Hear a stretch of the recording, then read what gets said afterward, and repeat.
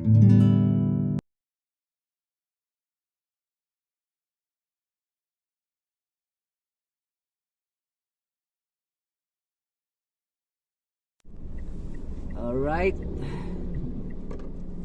let's go.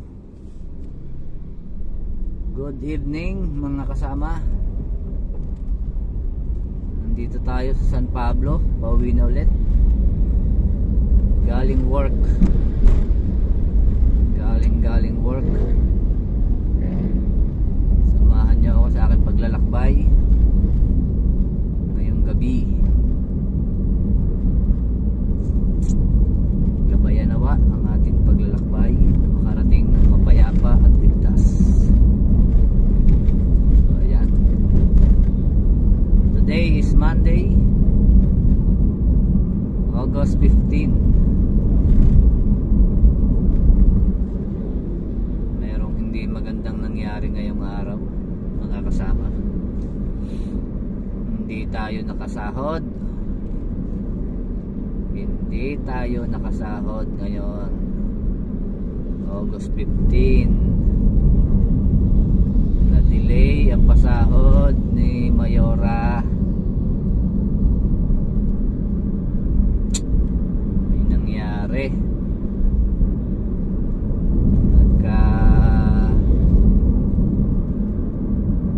Natagalan sila sa uploading ng payroll today, August 15. Dapat kaninang umaga pa nakasahod ang mga tao, hindi nakasahod kasi nga nahirapan sila sa computation. Na bago kasi ang computation dahil mayroong increase. Ang mga regular employee nabigyan ng increase. Nadamay tayong hindi pa naman tayo regular, hindi rin tayo nakasahod. Ay nako, ang problema mga kasama, dahil hindi tayo nakasahod, ayan ang problema. Wala tayong naibayad sa ating sasakyan. Malaman natin bukas kung meron tayong penalty. Isang araw bale ating due date ay August 15. So sana walang penalty, para hindi naman madagdagan yung ating binabayaran. So by the way, ang ating binabayaran pala sa bangko dahil dito sa ating sasakyan na ginagamit ay 13,253 ata. May putan pa. So yun, dahil wala naman tayong advance payment, talagang every 15 ng buwan nagbabayad tayo. Kaya lang sa hindi inaasahang pangyayari, hanggang ngayon nagabi na, wala pa rin tayong sahod. Napag-alaman natin na kaya pala delay ang sahod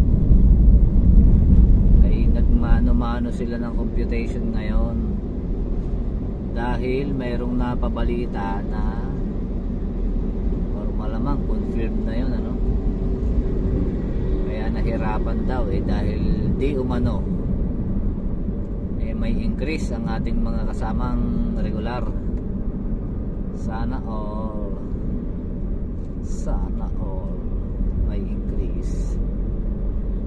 may increase dahil maganda ang performance ng kumpanya, magbibigay sila ng increase. So actually daw yun, every July, pero yun ay galing sa evaluation ng last year pa, ang cut off nun ay March 2022. So lahat nung pumasok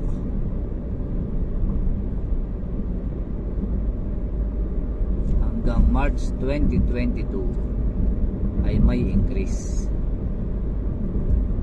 So dahil tayo ay kapapasok lang ng June June 1 hindi tayo umabot mga kasama.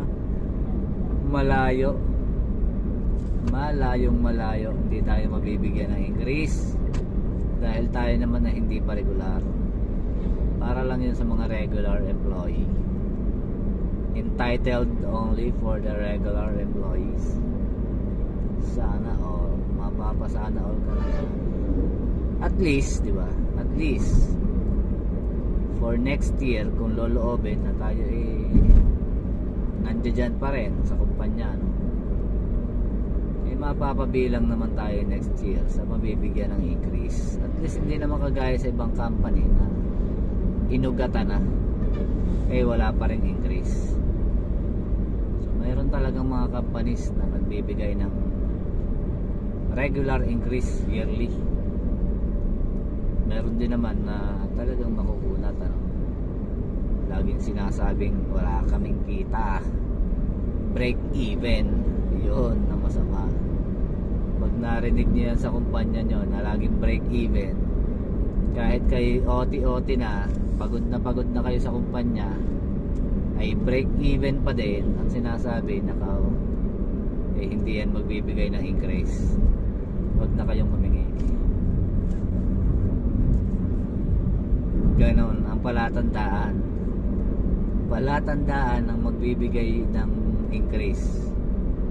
At syempre kakaibat niyang increase kapag nagbigay ng increase by December daw. Sabi by December mayroon namang bonus. Yan.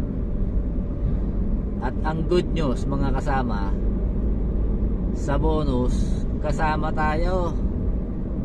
Ang cut off niya is lahat ng employee na pumasok ng June 30. Huli ka ngayon. Tayo pumasok June 1. Di huling-huli. Di yari naman siya ngayon. Makaka-bonus tayo sa December. Kung mayroong bonus. Yun naman kung may bonus. Hindi pa yun sigurado. Yun paglalabanan pa nga. Depende syempre yan sa performance ng company. Hindi nasala nga namang magbigay ng bonus kung lugi. Hindi nagbibigay laan ng bonus yung kumikita. Pero sabi ko nga sa inyo, pag yung company mo laging ang sinasabi break even, hindi yan magbibigay. Ang nagbibigay lamang yung nagsasabi ng tayo kumita ngayon. Yun, kagaya ng company namin, nagpapakain ng empleyado. Nagpakain sila ng burger. Nagpa-burger si manager nung nakaraan, last week. Lahat ng empleyado. Kami naman kakaunti sa company. Kulang-kulang 2,000 lang kami. Kapag lahat i-imaginein mo yun, lahat may burger. Sa dami. Panalo si McDo. At si McDo ang kinuhang mag-deliver ng burger. Nasa 2,000 empleyado. Hindi, ang daming burger na. Ayun. Kaya kami napa-burger ni manager. Oops. May checkpoint mga kasama. May checkpoint. Dito madalas ang checkpoint sa boundary ng Quezon at saka ng ayan, paparahin tayo. Magandang gabi po. Dito na. Saglit lang po. Saan po sila? Dito lang po, patabi lang po. Candelaria po. Sige na po. Salamat boss. Salamat po. Ayan. Dito ay madalas ang checkpoint mga kasama, no? Yan, huli lagi dyan yung mga motor, mga single ang pinapara. Pagka 4 wheels naman baba lang ng bintana, tapos tatanungin kung saan ka pupunta. May baka sasama. Pagka alam na pupuntahan mo doon din sa alam niyang lugar, baka sasama. Buti na lang at din sa amin walang sumama ngayon. Hindi, biro lang mga kasama, no? Palagi dyan sa boundary, kaya yung mga bumibiyahe dyan na hindi kumpleto, lalo na kayo nakasingle, nakaw, huwag na kayo din dadaan, umikot na kayo at di lagi may checkpoint. Regular yan, kahit wala namang ano-ano, may checkpoint dyan. Regular yung checkpoint, pero yung pamamara nila, yung panche-checkpoint nila, hindi naman araw-araw. Mayroon ding matripan lang nila, no, ma-schedule, depende sa siguro sa plantilla ng kanilang schedule. Nagkataon may schedule ngayon, buti na saksihan natin mga kasama na naka-video tayo. Tsaka sabi ko nga, dyan maayos naman ang checkpoint dyan talaga. Paparahin ka, tatanungin kung taga saan. Dati hinihingan pa ng ID, tapos tatanungin saan galing, o saan ka galing, saan ka pupunta. Ngayon tinanong lang tayo kung saan tayo pupunta, tapos yun na. Minsan yun nga, hihingan ka ng ID para lang siguro patunay na ikaw talagang doon nakatira. Kaya bago tayo umalis ng bahay, make sure na yung ating ID, lalo na lisensya, no, dala natin. Dahil nung minsan naku, hindi kayo maniniwala mga kasama, minsan ako'y nakabiyahe dito, wala pala ang aking wallet, naiwanan, kasama ang wallet. Nangyari sa akin yan. Kaya ako naalaman na ako'y walang wallet, kaya ako'y nagpagasolina. Dine sa San Pablo ako nagpagasolina. Ay nung ako'y magbabayad na, wala akong pera. Naiwan ko pala ang aking wallet. Ay buti na lang at tayo nakapag-iwan doon ng pwedeng balikan yung bayad. Kaya lang hindi tayo nakapag wala tayong babayad, wala tayong pera, hindi nagasolinahan na tayo. Buti 500 ang ating naikasolina, hindi tayo pagbalik pa tsaka nakapagbayad. Ay di ang problema nga, dahil wala tayong ID, yung pakiramdam ng walang ID o walang lisensyang dala, kapag ikaw ay nagmamaneho, daig mo pa nakahubad, parang ikaw ay laging alangang-alangan, ikaw ay laging talagang ang takbo ay pinong-pinaw, at ang iyong mata ay matalas. Sabi nga ay talagang matalinaw. Abay, magkamali-mali kay baka mahuli, magkano yaw, malaki-laki ang tubos at nagkataon. Di awa naman ng Diyos, wala namang checkpoint, wala namang namara.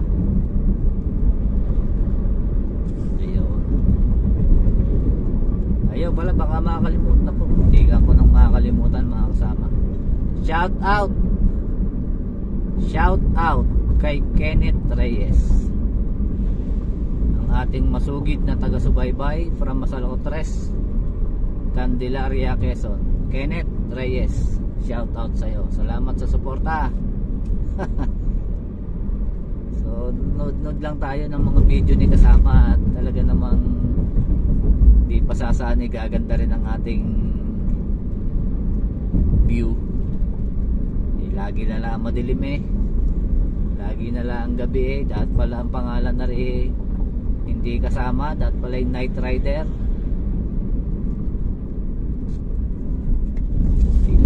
gabi. Kaninang umaga mga kasama, hindi tayo nakapag-record kasi tayo ay may pinapanood na, alam nyo na, meron tayong tungkulin, may pinapanood tayong mga kung ano-ano. Ay dine sa may kantong are, papaglikong are kaninang umaga, mayroon dining aksidente. Binangga ang pick up na Ford pick up, yung maganda, yung Raptor. Binangga sa gilid. Siguro yung nakatulog yung galing din sa kanan, din sa ating daang are, ay nakatulog siguro at madaling araw yun ay di sa halip na siya lumiko, hindi dire-diretso ay paliko na yun. Binangga niya ngayon, wasak ang buong left tama, left side. Wala naman akong nakitang nasaktan sa nangyari, pero sira talaga yung sira talaga yung left side nung Raptor. Yung nakabangga naman delivery van, nakabangga. Hindi rin naman na yung driver, bumaba pa nga at nakikipag-usap. Di sayang at hindi natin na-record.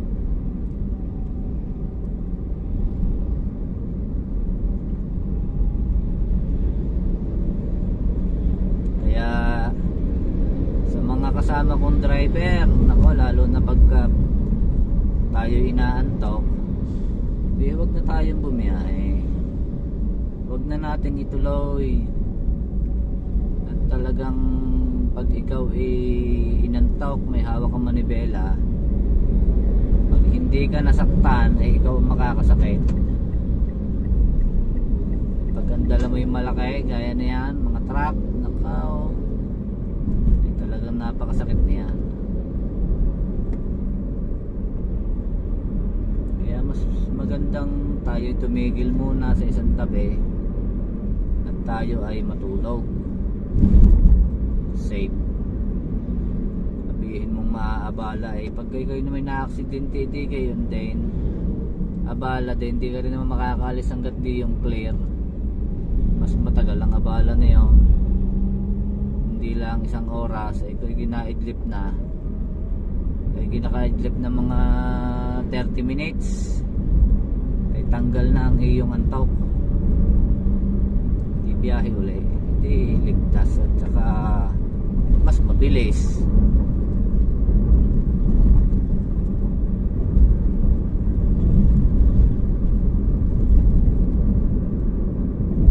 Papaminus ka sa biyahe sa oras, lalo kang tatagal pag gina-aksidente. Kaya ingat-ingat tayo. Sabi ko nga sa inyo, chill lang, di man tayo nagmamadali. Ay ang problema ay chill lang ang takbo mo, kung kasabay mo na may hindi.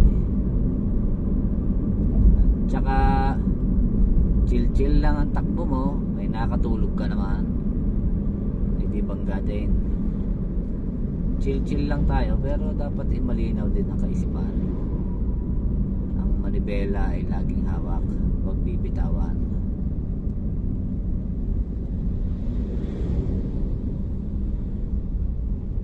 Malimit ang aksidente daw sa parting yan ng diversyon ng Chaong. Minsan meron doong mga container, laging container ba na nadadali doon, tataog, paliko yun siguro yung mabilis yung kang pababa, di mabilisan, tapos biglang liligaw, magugulat, liligaw, kaya taog. Pag mataas ang yung sasakyan at lumigaw ka ng bigla, ay sigurado yun, taog. Kaya nga yung mga pangarera, yung mga lowered, binababa, yun iiwas sa mga alikuan, iiwas taob yun Kaya yung mga container van ng tataas, matatayog. Kaya pagka lumigaw ng bigla ay Pag angat ng gulong na diretso na yun. Kaya ingat-ingat po tayo mga kasama. At mayroong naghihintay sa atin pag-uwi. Anak, asawa, pamilya, mga kapatid, marami. Laging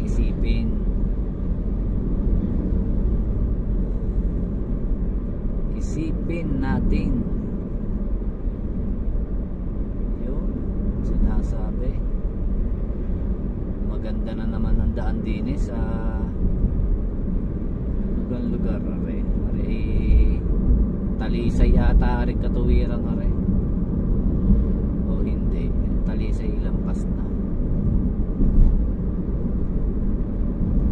are papunta ng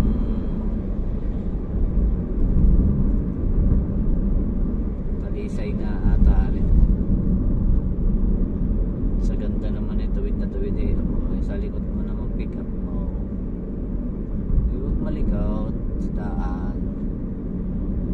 Pag nasa daan ay malikot. Pag overtake ay overtake. Hindi maka-overtake at merong tricycle. Sabi nga ay tricycle ay may nakaharang na tricycle.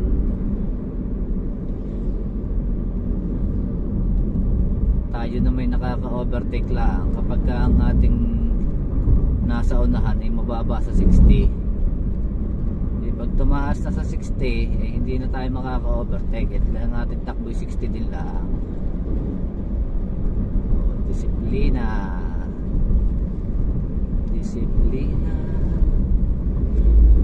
Diba? Pag 60-60 lang madali. Kahit biglang preno ay hindi madadalay. Kayang-kaya ng preno. Pag bumiglang liko ay kaya pa rin, hindi tataw. At mabagal ay 60 lang. Pag mabilis ay di simplang. Pasimplang-simplang. Sabi nga ng mga bata din sa amin ay sirko ay nagsirko. Ayun. Yan, Candelaria na tayo. Ito yung boundary, tulay. Candelaria. Salamat sa Diyos. At tayo ay rating na naman ang Candelaria ng mapayapa at ligtas. Yung mga malalayo pang biyahe, gabayan nawa. Mga bibiyahe pa ng mga Bicol, yan. Dadaan ng Bituang Manok, yan.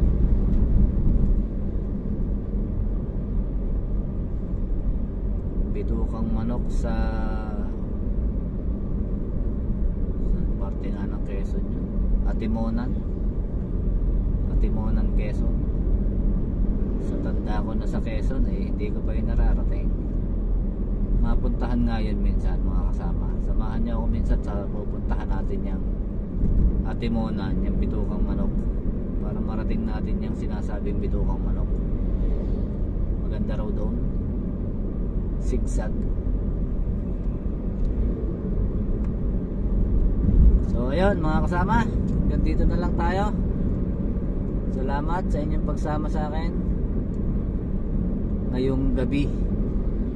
Meron akong magandang intro pinagawa ko sa aking magandang anak. Ang aking intro, meron na tayong intro mga kasama. Hindi na basta lang upload tayo. May nag-i-improve din ang ating YouTube channel. May intro na tayo. Yung mga susunod madadali na natin yung mga editing. Madadali na natin yung mga pag-i-edit na hindi nga may mga naganon. Pag-aaralan natin yan. Masaya yun may ganon ginagawa mo. May naganon ginagawa mo yan. Masaya may mga ganun eh, masaya eh. Ano pa ba yung mga common kong lagi na papanood sa ano, sa may nag-ano, gago. Gago. Bariling kita sa mukha eh. Lalagyan din natin ng ganyan mga kasama pag ano.